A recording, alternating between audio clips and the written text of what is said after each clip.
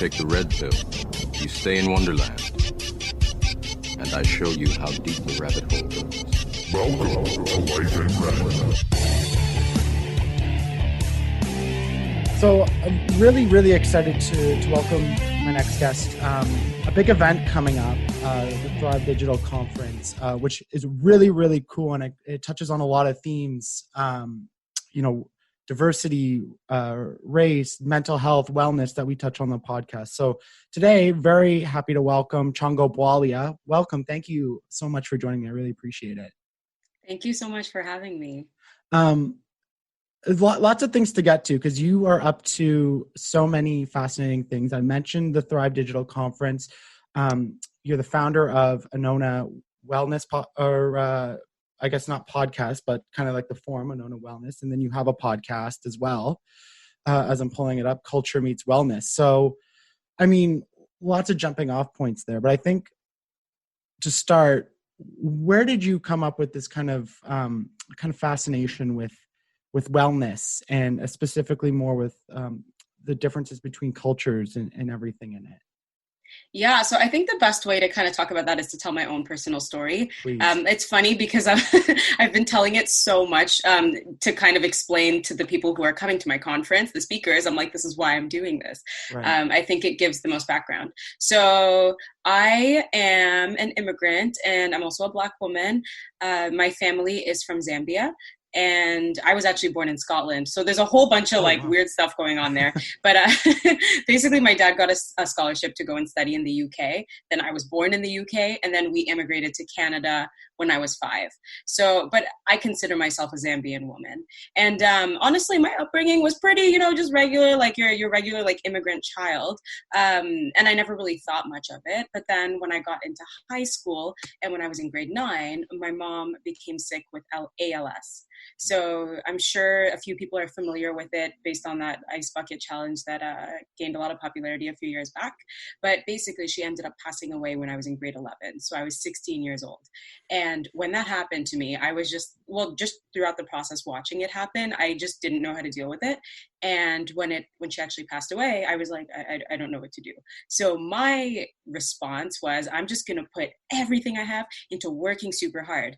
And at the time, I didn't realize it, but that's like a really big like immigrant mentality I was raised with, right? Like it doesn't you talk to a lot of immigrant people and people in general, but for me, this is my lived experience. But you talk to like immigrant parents and they're just like, they've been through like the craziest stuff in their lives. But like for them, they're just like, we need to push, we need to work, we need to build ourselves from the bottom up. So after my mom passed away, I was like, I just need to put everything into working and making her proud kind of thing. And it worked, right? So in high school, I did really well, graduated with really good grades. University, I graduated top of my class in the business program. So like people would look at me and all my friends, they were like, wow, like this girl is like so strong. Like she took like her hard story and like turned it around, and like that typical success story that we all love to see. But what a lot of people didn't realize is that underneath all of that, I was broken. Truly, I had a really hard time with my relationships, with my friends, with partners, with all of that throughout the process. And there was a certain point where I was like, I'm not going to be able to keep on going like this if I don't address what's going on with me. And it kind of, at some point in university, I discovered the practice of yoga. And when I did, that's when a lot of stuff started to come out. And as all of this was happening, I was probably one of the first ones of my friends who had like a really big shock happen to them.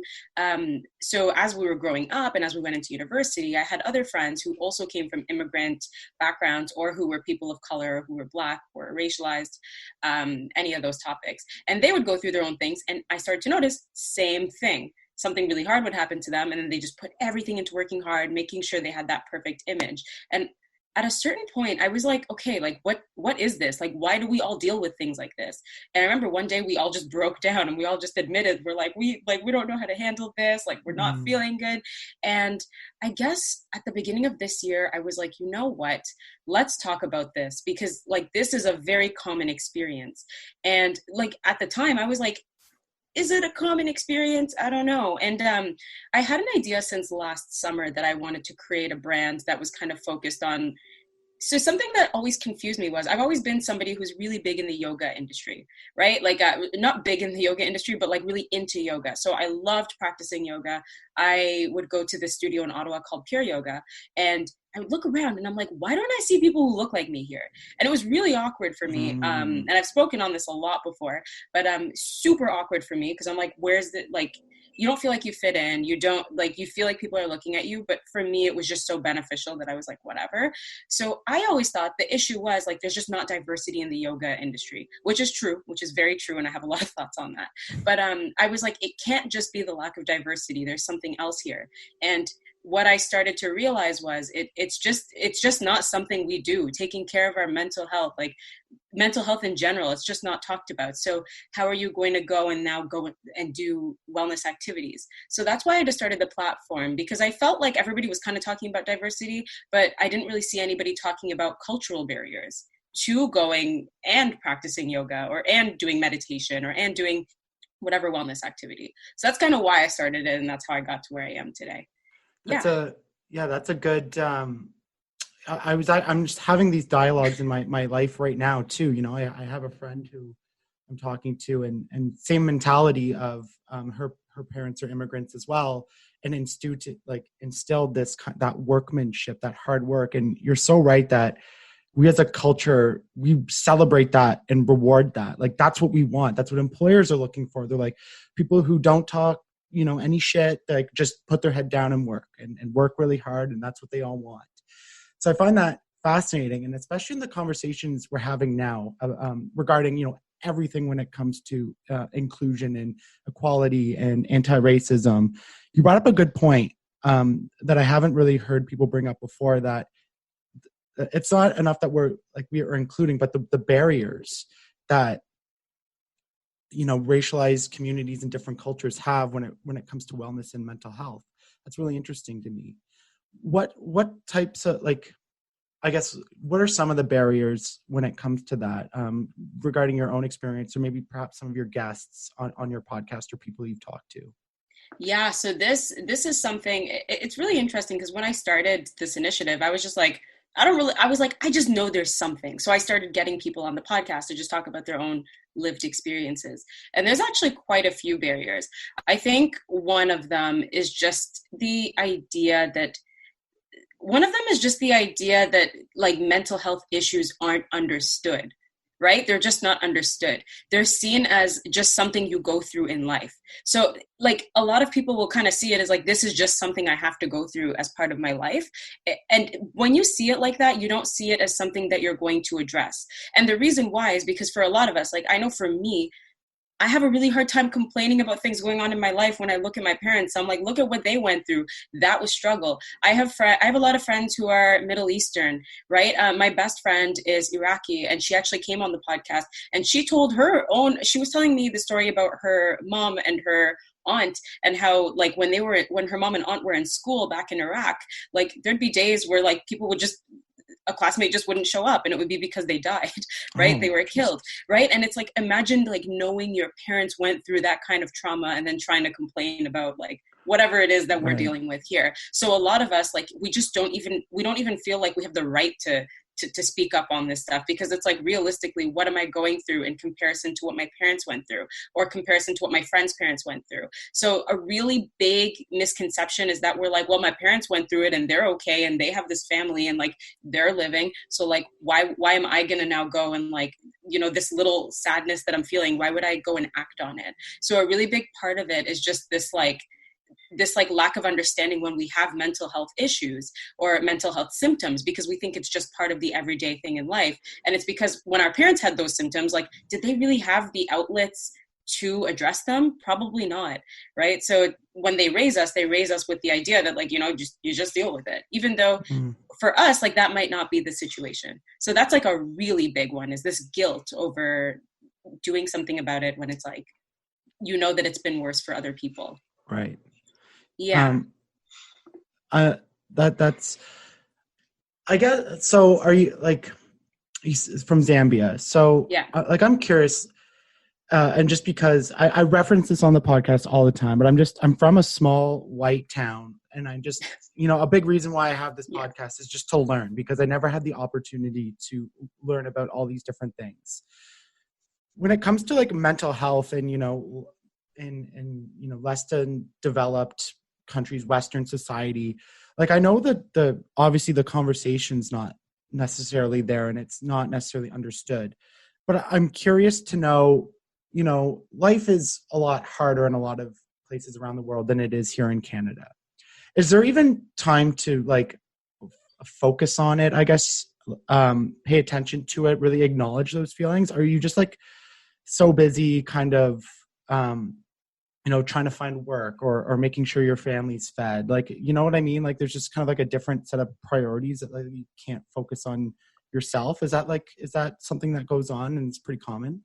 Yeah, so that's a really big thing that we also talk about on my podcast a lot. There's so many layers to this, right? Because a lot of the time I'll get people who are kind of in my situation where like we're those first generation immigrants where like our parents came here and now we're growing up like kind of like balancing two worlds, right? Like the world that we live at home, and then the world that we live here being in Western society. And a lot of the times we sit there and we're like, man, like I'm trying to unlearn everything my parents taught me. But then a lot of people are like, but should we really be blaming our parents for this? Because I think, and I try really hard not to put out that narrative on the podcast because it's not their fault.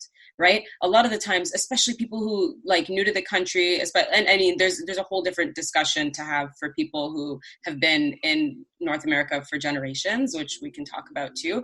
But for immigrants specifically, you're new to the country. A lot of the times you come here and like the experience that you have or the work experience, the school experience, whatever, it might not be recognized. So you really have to build yourself up from the bottom up, right? And when you're doing that, when you're focused on putting food on the table, when you're focused on learning a new language, learning all of these different things, your first priority isn't going to be wellness, right? It's not going to be, or mental health or like focusing on how you're feeling. It's like, I've got kids and these kids need to grow up and we need a house and they can't even know that we're going through this. So yeah, like it definitely does take a back seat and rightfully so, in my opinion. So that's a really big thing.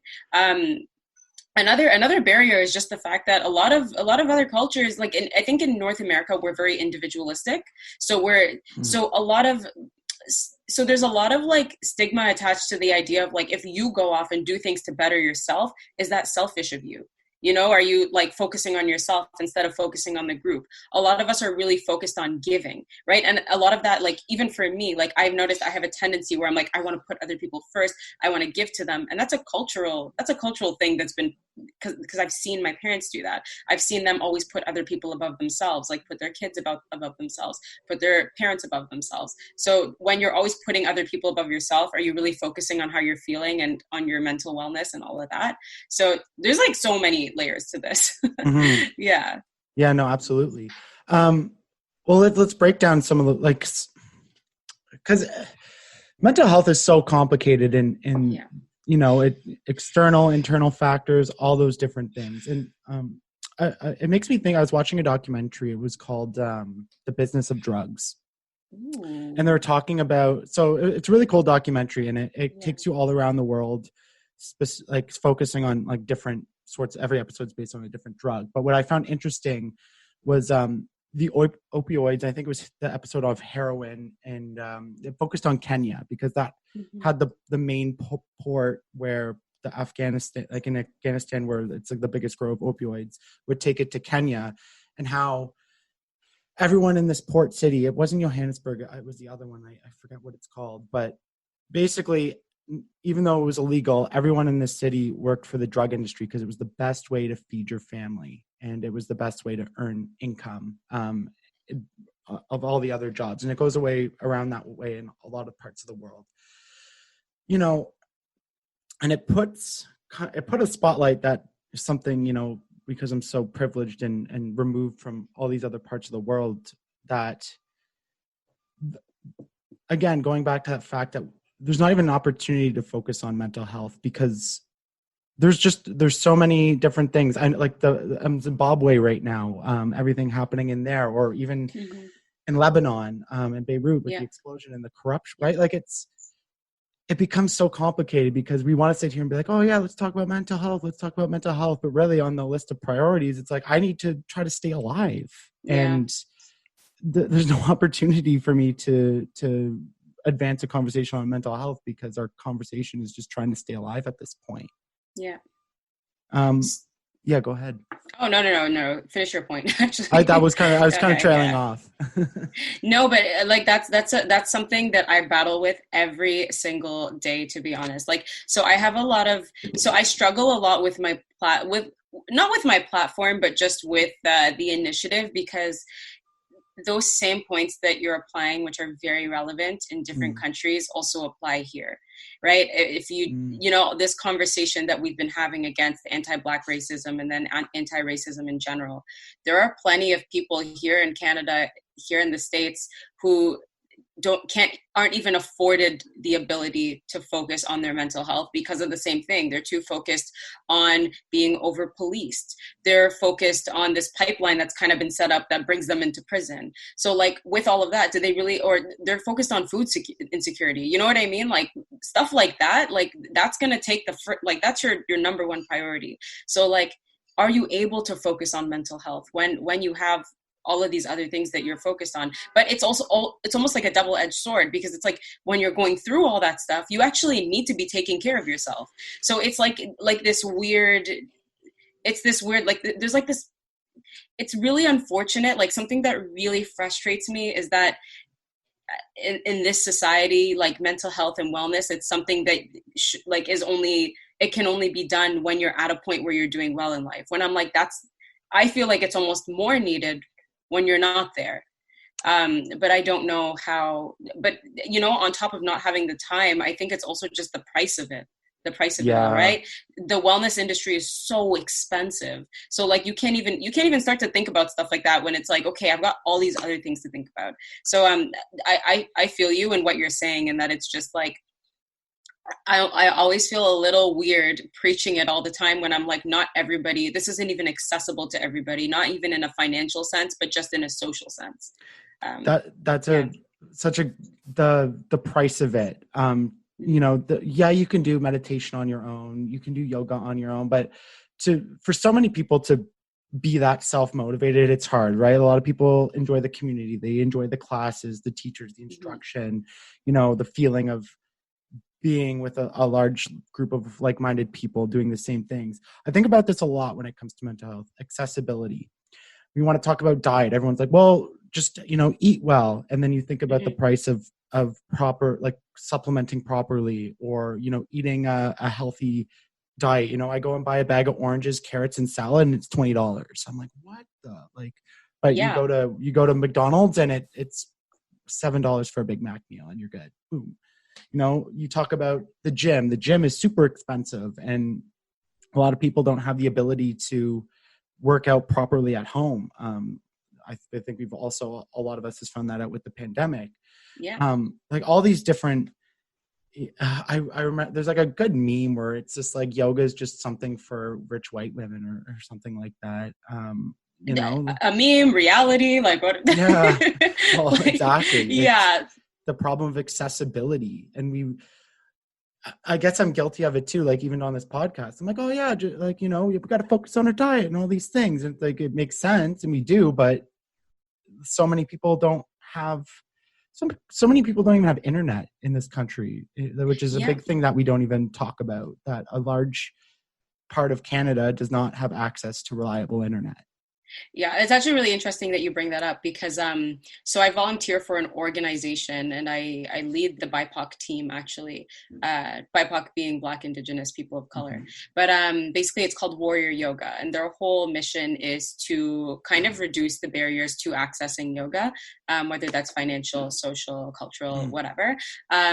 And so what the main thing that we do is provide yoga classes to various organizations and shelters. So I know, like, you know, we work with refugee organizations, we work with human trafficking organizations, plenty of people. But one thing that happened with COVID was a lot of those individuals don't have internet.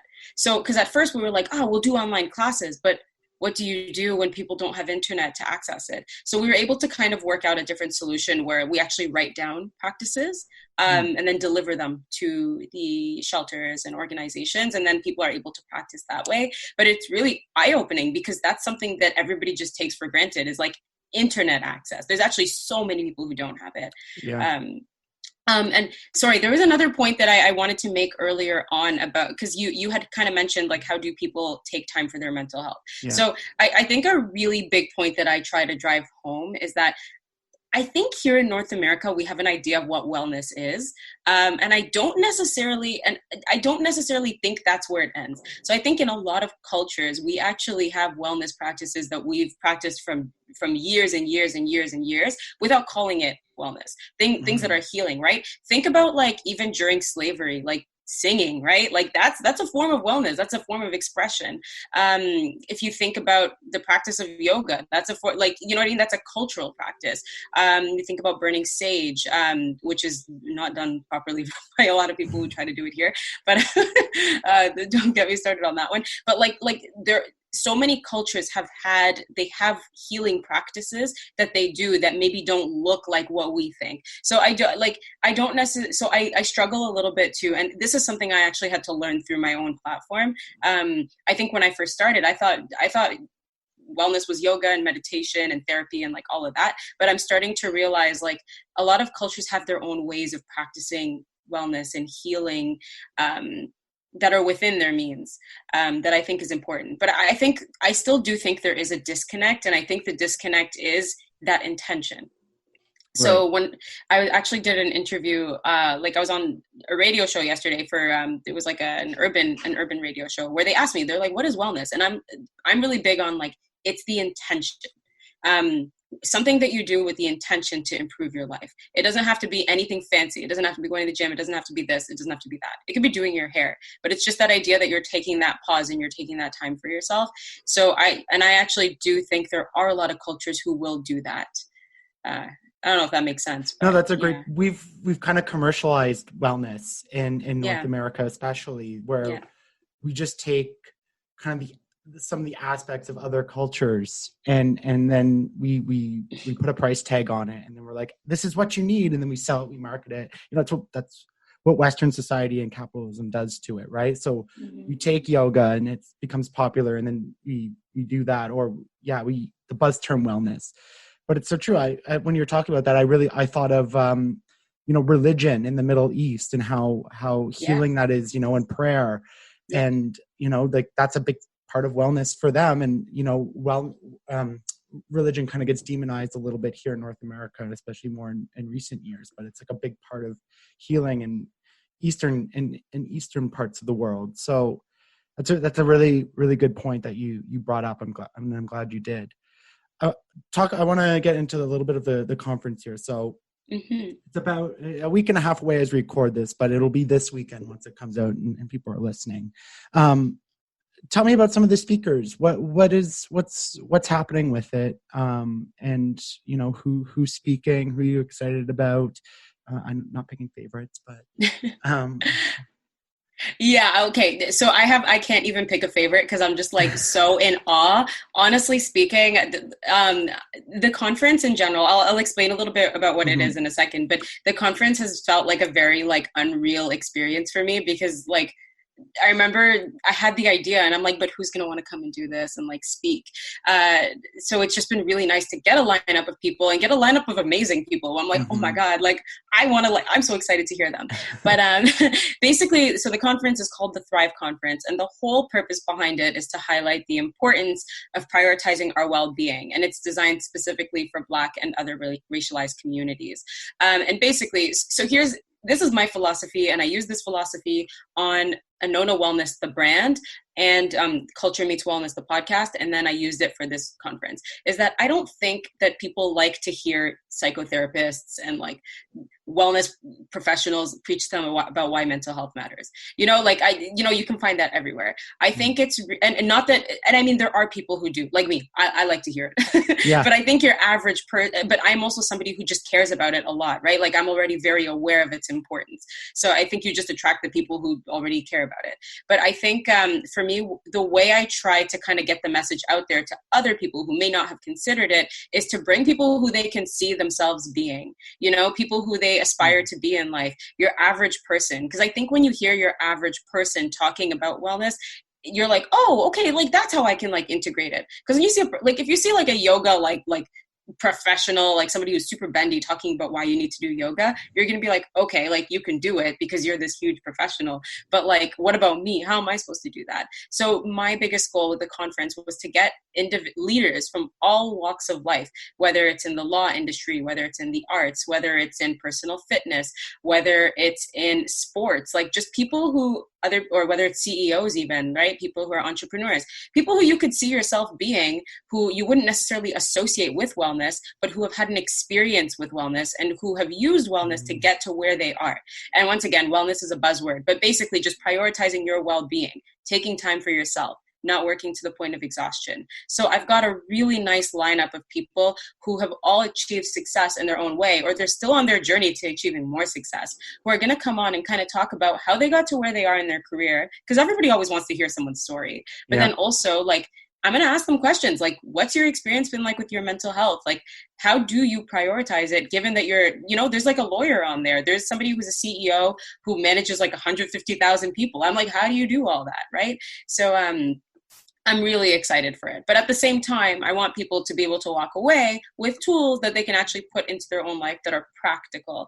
So I've actually got these sessions as part of the conference as well, where I'm going to bring different BIPOC practitioners who are actually going to speak to a different form of wellness and how people can like practically integrate it into their lives without paying for like $150 membership. Right. So yeah, that's kind of the conference in a nutshell. Yeah, and I agree with you so much. I love to hear like people who are high up in life, quote unquote, successful with whether it's a great job or some sort of I hate using the term influencer or anything, but people with influence over people, and how they balance like their workload and how they balance work-life balance and take care of their mental health when it's so busy. Because I think as young people, we're taught, and you talked about it right off the hop, that it's just we work hard, and you need us to do something to do it, and like no matter the cost, especially early in our careers, just to get noticed and work our way up and impress the right people. And I love like having people on and talking about how they balance it all at a high level, because you would think that it would be almost an impossible task. Yeah. And like, for me, I think it was an interesting lens to take, because I definitely took the more career focused lens, because there's a bunch of different topics within wellness, especially like, like for people in general, for people from BIPOC and immigrant communities. But for me, like, I like studied accounting and finance, worked in the consulting industry for a Big Four firm. And I actually had a really bad burnout last year where I actually had to drop out. Like I was in the middle of all these projects and I had to literally leave. They were like, you need to go. And I had to take a whole month and a half off of work. And it was because I worked hard, didn't know wasn't taking time for myself. It all fell apart. So I think that's where my inspiration for this came from, because I'm like, this applies to me, but it applies to like basically anybody who likes, because like that's what our society values, right? That's what these consulting firms value. They like people who work really hard. And I think a very tough reality that a lot of us have to realize is people will take as much as you give them. And if you give them everything, they will take everything and more. So how do you like, and that's not sustainable. Right. Sometimes people look at me and they're like, you're this like wellness, like whatever, like, ooh, woo-ha. And I'm just like, no, like, I'm like, I actually love like business stuff and I love pushing hard for stuff. But I also know that it's not sustainable to work to the point of exhaustion. And there has to be some other way to get to these great places in life that doesn't involve like having to drop out of work and like be gone for a month and a half. Because not everybody can do that. Right. Right. So, yeah. No. And I love that it's all people from racialized communities. So I've had this conversation a little bit. I have obviously a lot of white friends, and they're especially since the George Floyd case, where it's really become a part of our regular dialogue, these conversations. A lot of them are posting Instagram stories and everything, and that's great. But I think this is like a really opportunity to take advice of those Instagram stories they're sharing and telling everyone to do. It's like, okay, now you you actually have an opportunity to support, BIPOC people who and their businesses, and learn from their knowledge and hear from their lived experience and their voices. And I think that's like, it's just a really great way to take kind of all the talk, especially a lot of us are doing, and now actually do the walk, actually go and put that in motion and start the real work, basically. Yeah, agreed. Because I don't know. I'm still a little. I still don't know how I feel about everything that happened. I think it was just very overwhelming for like anybody, right? Because and I actually just posted on my Instagram story yesterday. So you read, like, I don't remember exactly what it said, but basically it was just getting to the idea that like reading the books is great, and like I'm super happy that everybody got themselves aware, but like that's not where it stopped, right? Like now that you're aware, do you just go back to your life and you're like, like now I'm aware? But it's like, no, like there's still work to do. I follow all these people who are still putting in work, like to change these structures. And it's like, like we do need to fight for action, right? Like, so it doesn't just end with like having the conversations and with like with what's it called, like reading the books and like watching the documentaries. It's like, no, like we need to integrate this, and we need to take steps to support the people who've been working in this for so long. And I think for me, that was a really big reason why I decided to throw this conference was, so for me personally, I care about social justice a lot, and I have been speaking out throughout this whole process, but that's not my expertise, right? And I'm really big on the fact that I do think you need to know your stuff to be speaking about it. So like, I try to leave the speaking on topics, especially related to social justice, to the experts. So I was like, I don't want to do a conference where I'm talking just about that, because there's people, I would rather just direct that attention towards the people who are doing it. But I did want to do something to give back to the community, because I'm like, you know what, like after everything, like I think it did highlight the importance of mental health, because I think a lot of people, a lot of Black folks that I knew were really going through it, and are still going through it, to be honest. And for me, where my expertise lies, quote unquote, is like, just in talking about stuff like this and in providing resources, like getting people together. So that's a big reason why I put on the conference.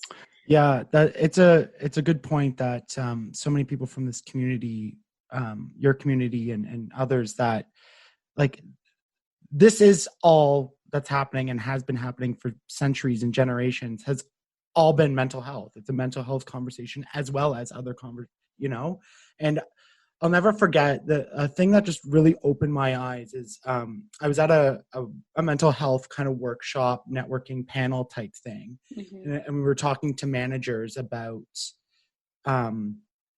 how they implement, mental health things, and they're trying to make their businesses better, and they support their employees and stuff. And a Black woman stood up and she said, how are you specifically addressing, I can't, like, I'm paraphrasing, but it was like the mental health effects of racism. And I was like, yep. I don't know why, like that never, like, yeah. It obviously makes sense, but I just never made that like visceral connection where I was like, oh my God, like that's just a whole other factor of mental health that, like I've never had to deal with, and is completely traumatizing. And, it was just such a big eye opener for me. And that a lot of people don't talk about that, and the effects of it. And I love that she brought that up, because it's funny. I mean, not funny, but when literally the week that George Floyd was killed, I posted an informational post on my Instagram page called "What is Racial Trauma?" Because that's something I've been looking into for a few months now, and it was just insane to see it actually, to see how many people didn't know about it. So racial trauma is a really real thing, and it doesn't even, you don't even have to have gone through it yourself for it to impact you. And then intergenerational trauma, right? Like feeling the effects, especially for individuals whose ancestors were enslaved, feeling the effects of that, right? There's actually been studies that have shown that you feel it in your body. Like you can feel that trauma in your body, which is really interesting. But basically, racial trauma actually isn't even recognized in the DSM, the I don't remember what it stands for, but it's basically the manual that lists out all of the like mental illnesses and mental health symptoms, right? So it's not even formally recognized in like in that whole world, in like the like psychology world or whatever.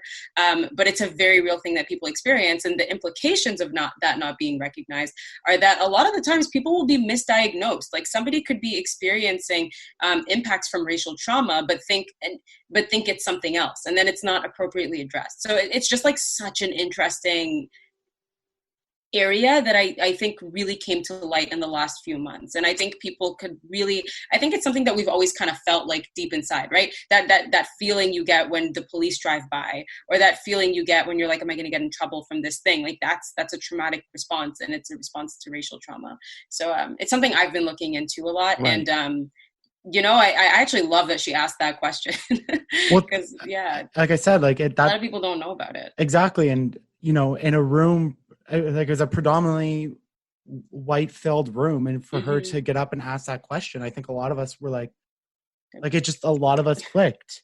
And as all of us who were like, well, we care about mental health and we want, you know, access and service, accessibility, all those things about mental health. Like this is something we all need to take into consideration when it comes to it. And even as, you know, managers leading a team, you know, counselors, HR, human resources, CEOs, whatever, like that's something that when we have, you know, like BIPOC employees, that we have to understand and make sure that we institute the proper resources in order to deal with that. Because I myself, you know, I would not be well prepared, even as like a mental health advocate who understands a lot of it. Like I would be inadequately prepared to deal with something like that.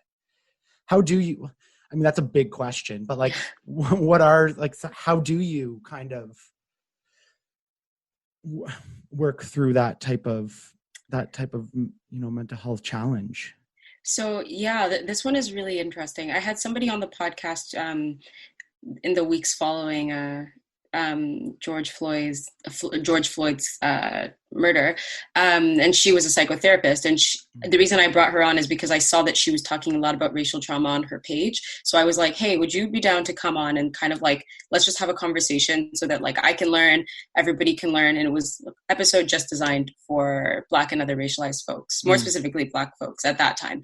And I asked her, I'm like, what do we do? Because like, it's a tough one, because like it's not something that's ending, right? That happened then, but this is going to continue to happen. Like as much as everybody's aware of it, it takes a very long time for this to, you know what I mean, for us to work through all the years, like, and all of the systems that have been set up to allow this to happen.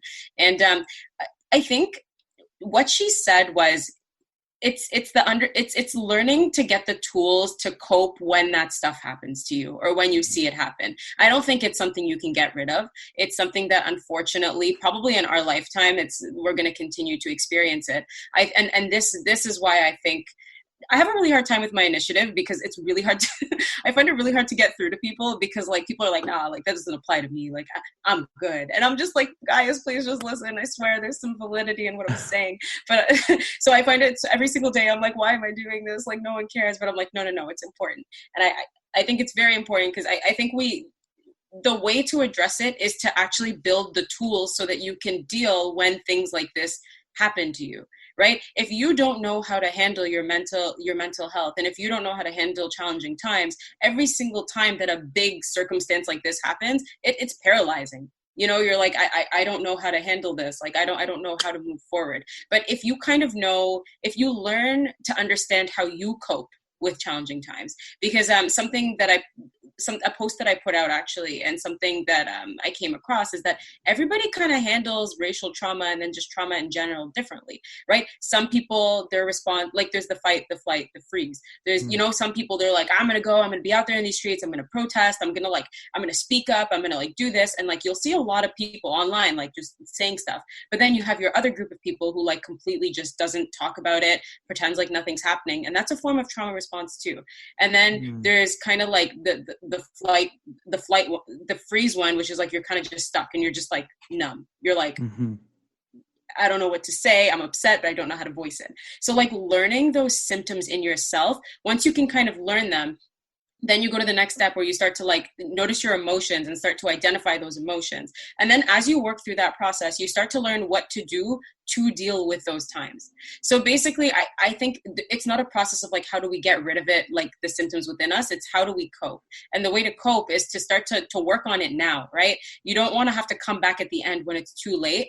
You'd rather want to kind of work on building the tools as you're going along so that it never gets to that point where it's like, and yeah, I don't know. It's yeah. Well, yeah, because it's a big topic and a lot to work through. But well, one of the biggest things, like, so when that all happened, like I did an episode with my friend Asante, who's a Black man, and we talked about it. And you know, talking to my Black friends and listening to kind of Black podcasts, a very common response that they all kind of said when, like, the question was asked, like, how are you feeling? It was, I don't know. Yeah. Like they almost universally, like everyone was like, I don't know. Like, I'm angry, I'm sad, I'm scared, but like, I don't know. Like, it's just kind of overwhelming. And exactly. It is. And, another thing that the psychotherapist said that was so wonderful was like, it's okay to just be angry. You know, I feel like a lot of the time, like, and it's okay. Like, I feel like everybody's like, how do we address it right now? But it's like, you can just take time to not know for like weeks, right? Like, this is something that it takes a really long time to work through your emotions. And honestly, like, working through this type of trauma, it's kind of the way you would work through any trauma. That's what she kind of said, right? Like, those are the steps you kind of take, is like monitoring how your body is responding. But I definitely completely mimic that. Like, for me, there was a lot of, I had kind of I was feeling kind of like two ways. Like, one part of me was like, I don't know, like, this is really upsetting. I don't like that there's so much attention. Like that Blackout Tuesday, like every time I think back to that day, like I get stressed out because I'm just like, that was so much. Like, it was just way too much to like handle, even though like, but a part of you is like, it's nice. Like, people are like looking out for us, but then you're also just like, but First of all, why now? Like, to me, like, I really have a hard time wrapping my head around it. I'm like, first of all, like, first of all, it's been happening for hundreds and hundreds and hundreds of years. So like, let's not even start there. But if we're going to talk about like the modern day movement, like, to me, like, when Trayvon Martin was killed, like, it became a really big topic, right? Like, that was the first time, like, I was pretty young. I was in high school when I saw that happen. And ever since, it's been happening. Movies have been coming out, whatever. But I only noticed, like, really the Black community really being vocal about it. So now I'm just like, why, like, I think, that was so long, like 2013. So like, why all the way now are we having all this? So like, for me, it was just frustrating because I was like, I want to be happy that you guys are paying attention to us, but like, why the hell heck, whatever. Why did it take that much? Okay, perfect. But like, why did it take this much time? So I think like a lot of people were just confused because we were like, it's nice that we're getting so much attention and they're uplifting our voices and people are like following us and like, they're like buying our products and like doing all this. But then at the same time, you're just like, but like, why now? So I think a lot of people were just kind of going through like this back and forth, and then it's just overwhelming. Like, people texting you. I actually had a conversation with somebody on my podcast where she was like, I don't want people to text me. It's like a lot of you aren't even that good friends with me. So it's just like, maybe like, you know, maybe don't text if we don't talk that much. So it was just very overwhelming, I think. So I understand. Yeah. And I, you know, that makes a lot of sense. And you know, I'm someone who you know, did the Black Square, and I think part of it, it's like we like, I guess it's as described to me as like the white guilt kind of. It's like we want to do right, we want to do the right things, and it's like, you know, some people are like, hey, make sure you check in on your Black and BIPOC friends. It's like, okay, so I'll do that, but then all your white friends do it because they don't want to feel bad, and then you have like 100 texts. It's like, and then you're already trying to deal with so much, and then, you know, like, hey, come on my podcast and talk about it, or come on the radio show and talk about, like, it's just like, I totally, and I went through a lot of that. That's why I reached out to like a friend and I was like, are you cool with it? I'm totally get it if you're not, and respect it. but yeah, it's one of those things, right? The news media then runs with it and wants to talk to everyone from that community. Yeah. And then you're like doing interviews on the streets and like social, like it just, I can totally see where you're coming from on that. And like as a white person, it's like, I want to do good and I want to help. And what am I supposed to do? And then you end up, just kind of, and then everyone follows, right? Because everyone wants to be a good person or feel good or not be called racist. So we're all just trying to do something. Yeah, and for me, I'm more of the opinion. Like, I wasn't like super upset about the response. I think there were some specific experiences I had where I was like, okay, like, don't do all that. Like, my partner is actually, he's white, and what's it called? He posted the black swear, so I'm like not like even super but I'm like, but I just think during the time it was just overwhelming, like, and but I understand, like, you can never know what it is. And I also do have to say, like, it is hard because there was so much information online about what to do, because a lot of people said reach out. So people were like, okay, I'm gonna reach out. Then other people were like, don't reach out to me. So it's just like, it was just like a hot mess. Like it's like all I have to say about that time period. But I'm just glad it's kind of like subsided. But I'm also just like, okay, but what now? So it's just like this weird reality right now. Yeah, exactly. It's like that the news cycles kind of moved on from it a little bit, but it's like, okay, we've had all these conversations, like you said, people have bought the books and they've watched the documentaries, and okay, so now what are we actually going to do with all this information? Like, how are we going to actually make the change that's necessary? I mean, the big one I think is the election. Like, that's in America, that's like kind of like the first real big step, and we're real close to it. But there's just a good thing that you talked about, that like we all kind of started paying attention to it now. There was the Ahmaud Arbery, and then there was Breonna Taylor, and then George Floyd, and then everything that happened after that. But one thing it's not fascinating, it's like it's terrible, but I go back to the 1992 LA riots, or I go back to 2017 or 2016, and in Missouri, I always forget the name of where the protests were happening, or you go back to even the 1960s in the civil rights movement. And the biggest thing I've taken away by doing like education on myself and trying to understand, like just really understand it, is that this has been going on, and these conversations have been being had since the 1800s, like since slavery was still legal in the States, right? Like, this is nothing, the conversation has always been had this way. And then I always just add the caveat that it's social media now, like we're not reliant on gatekeepers to relay that information to the rest of us. Now we hear directly from the source. And I think a lot of people are, especially boomers, are like, whoa, this came out of nowhere, I don't understand, like what's happening. But really, it's like, no, we're only hearing about it now because we have an opportunity with social media, and people have a voice now that they don't rely on other people. And that was like such a huge takeaway for me in all of this and all these conversations. Wow. Like, if you look at the 1960s and what's happening now, it's like the same. It's like everything's almost the same. Yeah. And I saw like such a great video. I think it was Amanda Seals. I don't know how to pronounce her last name, but she's great. She has a podcast. That's really great. I can't remember the name of it, but she just yells, and but like she says like good stuff when she's yelling. I don't know, it's great. But she did a video where she's like, we're learning too, and I was like, yes, like that's like another really big thing. Is like there's so much stuff that I just didn't even know. Like I think for me, I've been doing a lot of like learning on Canada. There's this podcast. Yeah, there's this podcast called The Secret. Is it The Secret History of Canada? Yeah, I think it's something like that. Yeah, I love it. I listen to it every single day, and they just talk about like they just talk about Canada's secret history, and it's just amazing. I'm actually listening to one on blackface right now because I listened. There's one that was done by the New York Times.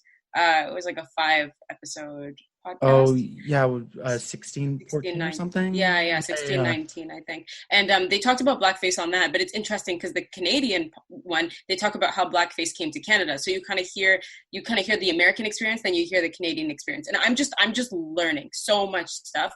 And it's just interesting because, like, you know, this has all happened before, but I almost feel as though, and I don't even think it's a feeling. I think it's the truth. I think I never had the opportunity to learn about it, right? A part of me felt so much guilt in the last like 5-6 months because I'm like, how did I not know any of this?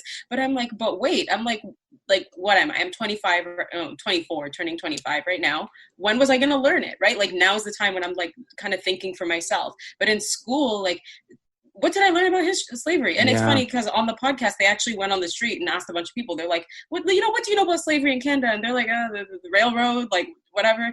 And that's it. And I'm just learning so much stuff that I'm like, why was this not taught to me in school? Why was I not taught about like even just Indigenous history, right? Like, I've been learning a lot about that too.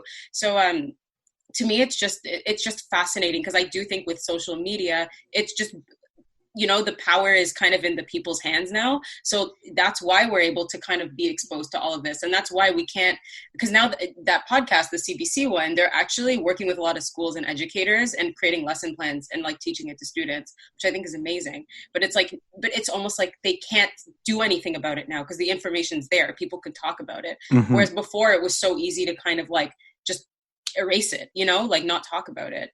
Yeah. Yeah, even, you know, with us, like in school, like we had computer lab, but the computers were like, you didn't really have internet. We just played Math Circus. No. Like it was and nothing. You're a kid. Like, you're a kid. I'm not thinking like, oh, let me go learn about like slavery of my people. Like, I'm not thinking about that. Right. So it's like, not unless you're like somebody who, like, let's say in university, like growing up, like you had like a really big passion for it. For me, it's like, this is information I want to know, but is it necessarily like, am I studying it in school? Like, do I want to go and like major in it? Probably like, no, I have other interests too. So it's just like, if you're a kid, you're not thinking like, was I taught the right history? Yeah. So, right. Yeah. And it's so true. And I think that's why I always reference that small town thing. I think I use it a bit as like a defense, like I'm so naive to everything, but like, it's true. Like, nothing of that. We had like a week on Indigenous history and all we learned was like some of the tribes around Canada. Nothing on you know, the residential schools. Nothing on Chinese immigrants like dying by the thousands, like building the Rideau Canal or the railroads or the different towns. Like, right, like not even a peep. And then, you know, I didn't even learn about the residential schools until my family. We've adopted Inuit children, and mm-hmm. You know, you start going to like those communities and you talk to elders who like lived it and you're like, Jesus.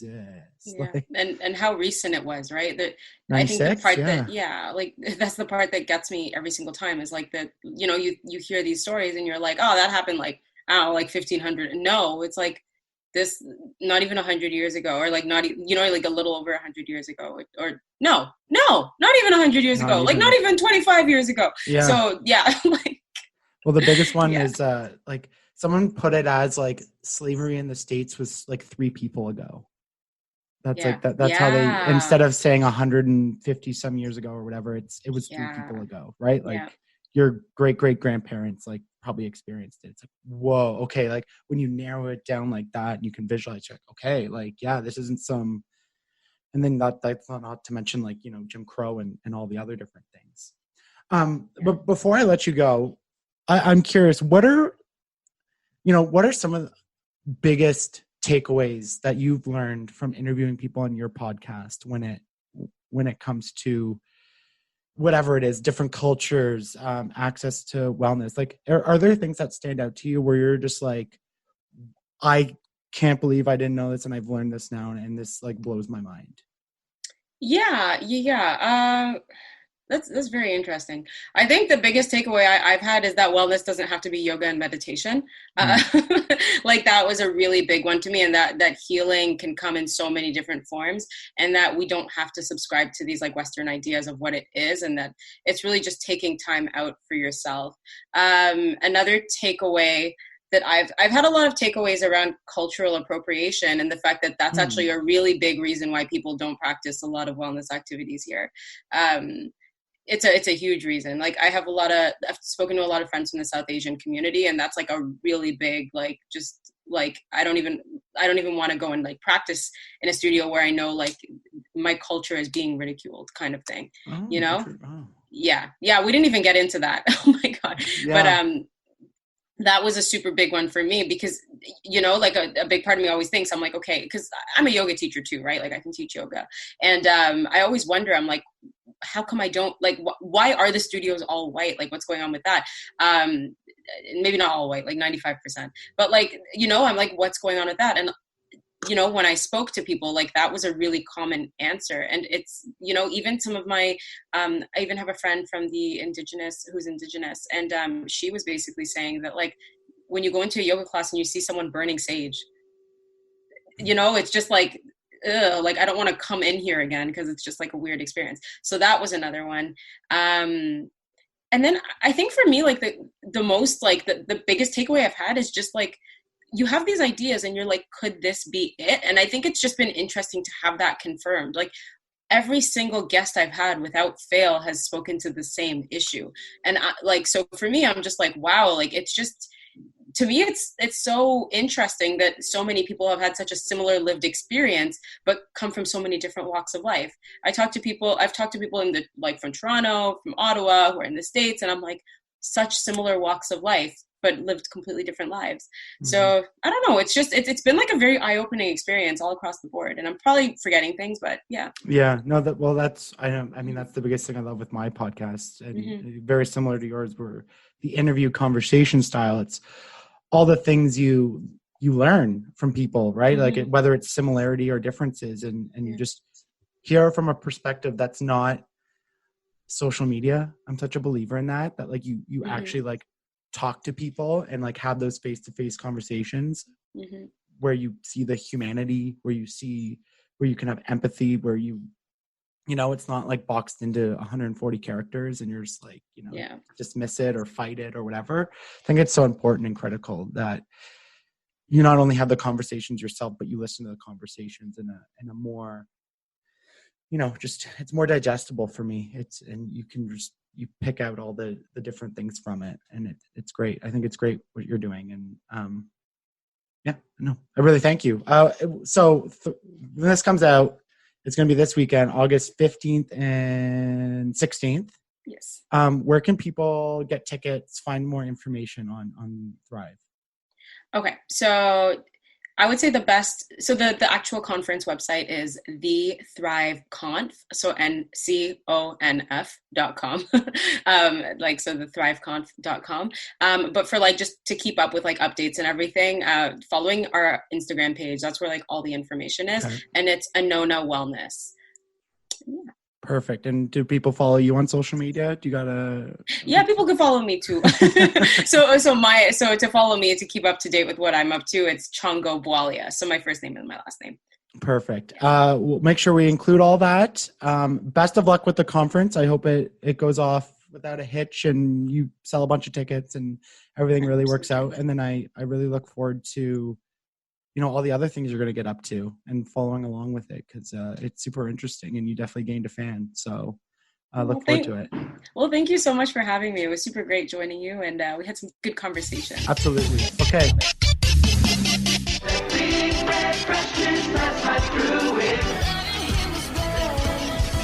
You take the red pill, you stay in Wonderland, and I show you how deep the rabbit